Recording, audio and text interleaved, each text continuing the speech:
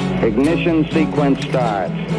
6, 5, 4, 3, 2, 1, 0. Liftoff. We have a liftoff.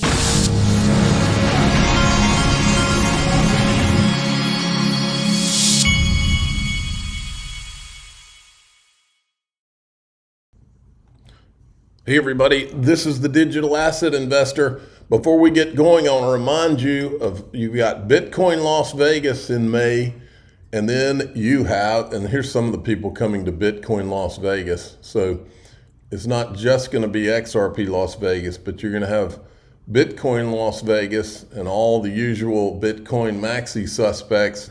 But the important thing, where you can talk about actual utility, XRP Las Vegas, you see all the people coming, Brad Garlinghouse included. We've got a whole lineup coming, and it's not even finished yet. There's a lot more people that are going to be added on. It's investment people, it's builders, developers, it's everybody. It's CEOs, you name it. You can go to xrplasvegas.com to do that. One other thing I wanted to mention that I did, I've got my daixrp.com, and that's the link to that's in the description. But I decided just to give people other options. It's the same thing, but I created yesterday where you can if you would prefer to join my private group through YouTube, you can now join through YouTube. And I've applied to do it on X too. So you'll have three options to watch my. I always put extra bonus video content and the videos are also ad free. So you can do it through you can choose. You can do it through Patreon, you can do it through YouTube, and then soon I'm going to add where you can subscribe through X. You'll be able to do all of them.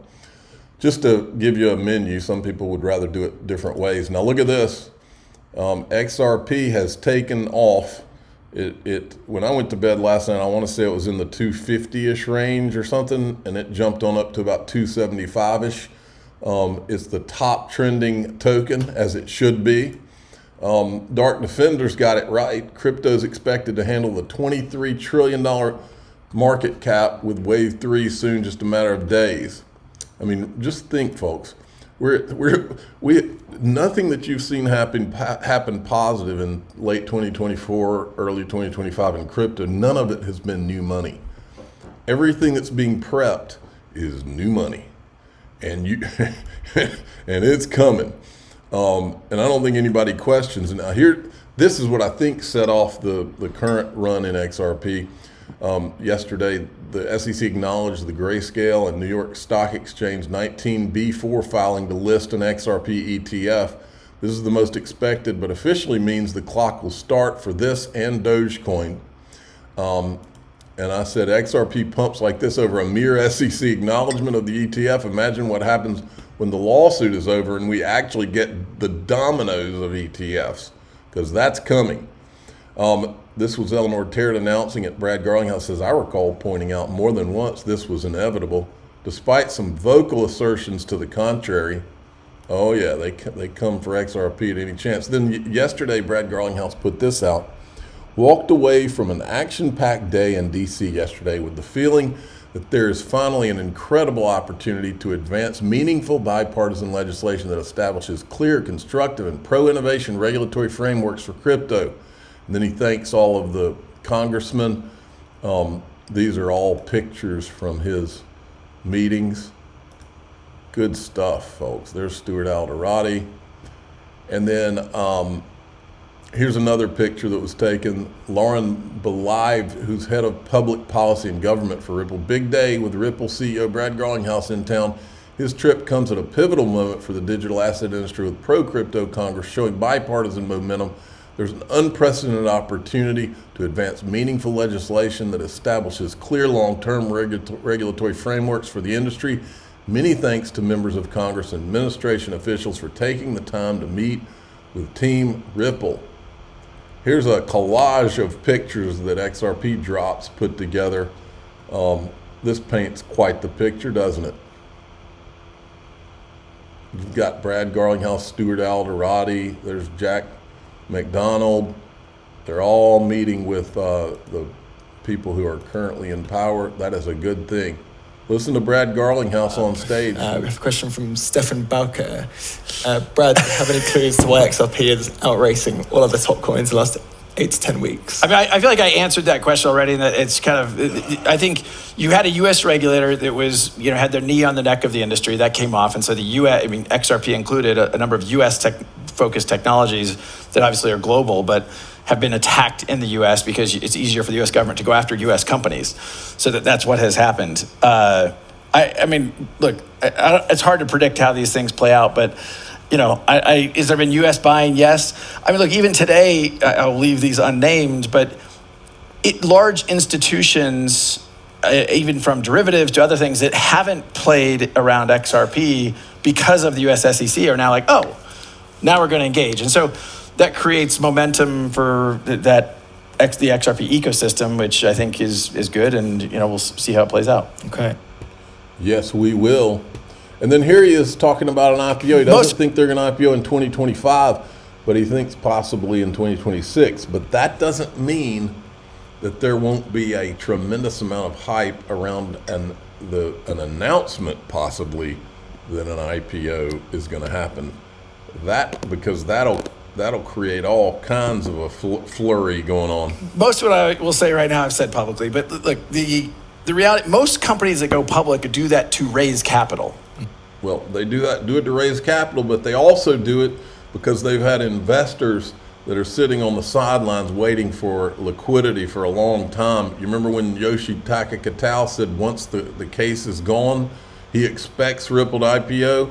Well, that's him telegraphing, look, it's time for us to get paid. So there are other factors. We haven't needed to raise capital, and so that has not been a driving force. We have talked a little bit about would we go public, and it's like, well, the U.S. market until recently has been very hostile. But by the way, I understand why Brad Garlinghouse is saying it that way. His job as a CEO is to portray the confidence. Okay, so we don't need to go IPO. That's a good place to be. That doesn't mean they won't, because ultimately the investors have to get paid for placing their bets. Still, like, why would we even try to have that conversation? I mean, I guess the exact answer to the question, will we IPO in 2025? I think that's a definitive no. Okay. We're in 2025, and it certainly takes a little bit of time to get there. But I also think you have to ask yourself, okay, how does Ripple benefit from being a public company? And, therefore, is it a high priority for us? So what we've said is there's no imminent plans to go public. I will acknowledge that a change in the SEC in the United States, as he said earlier, as conditions change, you never say never, and you reevaluate as you learn new facts. Okay, doesn't sound like a no to me. Doesn't sound like a no to me either. eGrag Crypto, 4-hour time frame analysis. This was done at 5 o'clock a.m. Let's dive into the latest XRP. The resistance levels have been clearly outlined in previous analysis. What we need is a strong close above 275 marked in green. If we can achieve this, we'll be targeting a high of 294. Each confirmed close strengthens our position. Remember, anything below 340 is merely noise in the market. And then here's one more clip from Brad Garlinghouse. It's often said that crypto eventually will need to recede into the background. It needs to be the case that those who are using crypto services or services built on crypto rails need not necessarily know that that's what's going on behind the scenes. I wonder, Brad, whether you could speak a little bit about the pieces of the puzzle that are yet to kind of fit into place to make that a reality. Well, I mean, I'll use Ripple. I mean, I never want to do a commercial of your own company, but I think what Ripple's been trying to do is go to institutions and deliver a service that their customers have no idea that the cross-border payment they just made went through crypto. And they shouldn't care. It was fast, it was cheap, it was very accurate, and to Richard's point earlier, it settles very, very quickly. The things that I think could be better. All right. Look at this. I agree with the Black Swan capitalist. My thoughts on Bitcoin: it's the greatest financial Ponzi. Yep, check that. It will rise significantly in 2025. Check. I agree with that. It's not digital gold. That's a lie. Check. I agree with that. You can profit If you bought early and get out later in the 2025 surge, check. It won't make you rich unless you hold multiple full Bitcoins. I agree with that. It won't outperform altcoins or utility-based digital assets. Check. Agree with all 5 of them.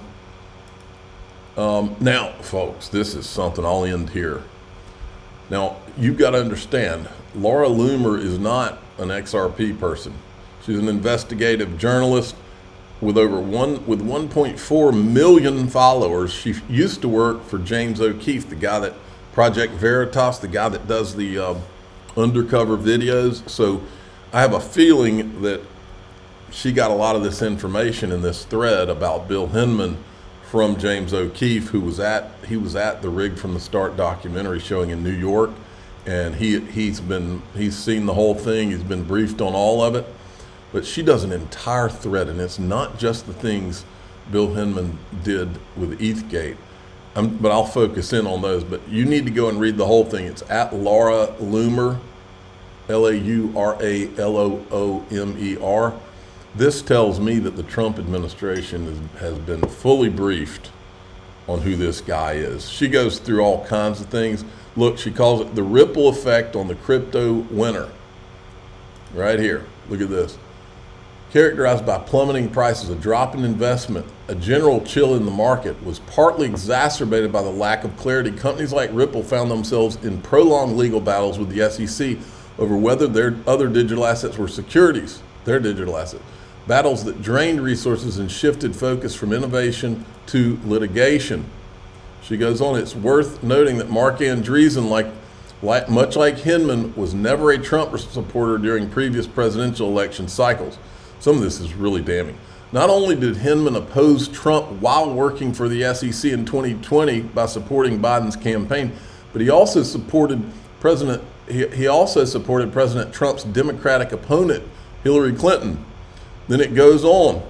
Let me get to this part. Bill Hinman's legacy in the crypto space, one of perceived scandal and conflict. His 2018 speech opened Pandora's box for the crypto community, leading to regulatory crackdown that many believe was misguided and detrimental to the U.S.